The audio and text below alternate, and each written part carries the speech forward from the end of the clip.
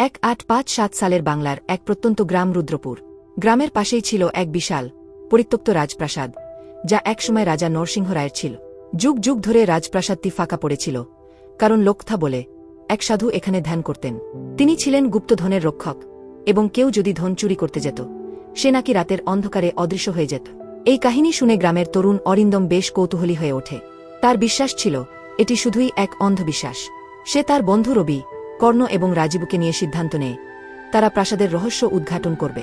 গভীর রাতে তারা টর্চ হাতে নিয়ে প্রবেশ করে সেই পরিত্যক্ত প্রাসাদে। প্রাসাদের ভেতর বাতাসের চাপ বেড়ে গিয়েছিল, মেঝের ধুলো জমেছিল পুরুস্তরে, যেন বহু বছর ধরে কেউ পা রাখেনি সেখানে।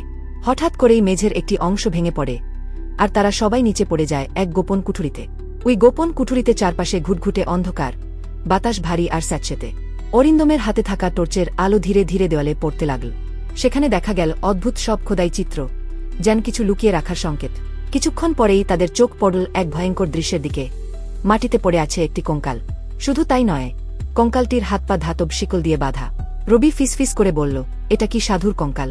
কঙ্কালের পাশে পড়েছিল একটি পুরনো তামার ফলক, যাতে সংস্কৃত ভাষায় খোদাই করা ছিল, যে লোভে প্রবেশ করিবে সে রাতের অন্ধকারে বিলীন হইবে। কিন্তু তাদের কেউই পিছিয়ে যাওয়ার পাত্র নয়। তারা খনন করতে শুরু করল কঙ্কালের আশপাশে, আর কয়েক হাত মাটির নিচে পেয়ে গেল একটি চকচকে সোনার পাত্র। অরিন্দম সেই সোনার পাত্র হাতে নিয়ে উল্লাস করল, দেখো, আমরা গুপ্ত ধন পেয়ে গেছি। কিন্তু তখনই বাতাস ভারী হয়ে উঠল। হঠাৎ ঘরের কোণে কিছু একটা নড়ে উঠল। এক রহস্যময় কণ্ঠস্বর শুনতে পেল তারা, গুপ্ত ধন হাত লাগিও না, সাধুর অভিশাপ ভয়ঙ্কর। সবাই পেছনে তাকিয়ে আতঙ্কে জমে গেল। ধীরে ধীরে এক কালো ছায়া গাঢ় হতে শুরু করল, আর সেই ছায়া থেকে স্পষ্ট আকার নিতে লাগল এক ভয়ঙ্কর সাধুর আত্মা। তার চোখ থেকে আগুনের মতো আলো বের হচ্ছিল। অরিন্দম হতভম্ব হয়ে পড়ল। হাত থেকে সোনার পাত্র পড়ে গেল মাটিতে।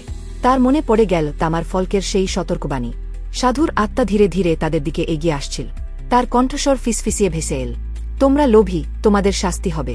রবি ভয়ে চিৎকার করে উঠল, আমরা কিছু চুরি করিনি, আমাদের ছেড়ে দিন। কিন্তু কোনো উত্তর এল না। বাতাসের গতি আরও বেড়ে গেল, যেন এক অদৃশ্য শক্তি চারপাশের সবকিছু ধ্বংস করে দিতে চায়।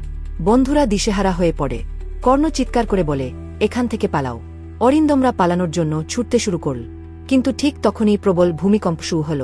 গোটা কুঠুরি কাঁপতে লাগল, ছাদের পাথরের টুকরো পড়তে শুরু করল। সোনার পাত্রটি মাটিতে গড়িয়ে পড়তে লাগল, আর তার চারপাশে কালো ধোঁয়া উঠতে লাগল। মনে হচ্ছিল পাত্রটি যেন ধীরে ধীরে অদৃশ্য হয়ে যাচ্ছে। সাধুর আত্মা এক ভয়ানক চিৎকার করল, আর তার সাথে সাথে প্রবল ধুলো ঝড়ে চারপাশ ঢেকে গেল। অবশেষে কোনোভাবে সবাই বাইরে বেরিয়ে আসতে পারল। তারা যখন পেছনে ফিরে তাকাল, তখন দেখতে পেল যে প্রাসাদের সেই অংশ পুরোপুরি ধ্বংস হয়ে গেছে। গুপ্ত কুঠুরির প্রবেশপথ চিরতরে বন্ধ হয়ে গেছে। পরদিন সকালে গ্রামের লোকেরা এ কথা শুনে প্রাসাদে গিয়ে দেখল যে সেখানে গুপ্ত কুঠুরির কোনো চিহ্নই নেই। রবি ফিসফিস করে বলল, তাহলে কি কাল রাতের সবকিছুই শুধুই এক বিভ্রম ছিল? কিন্তু তখনই সবাই হতবাক হয়ে গেল। প্রাসাদের প্রধান প্রবেশদ্বারের দেওয়ালে নতুন একটি খোদাই লেখা দেখা গেল, লোভের ফল সর্বনাশ। গুপ্তধন কখনো মানুষের জন্য ছিল না,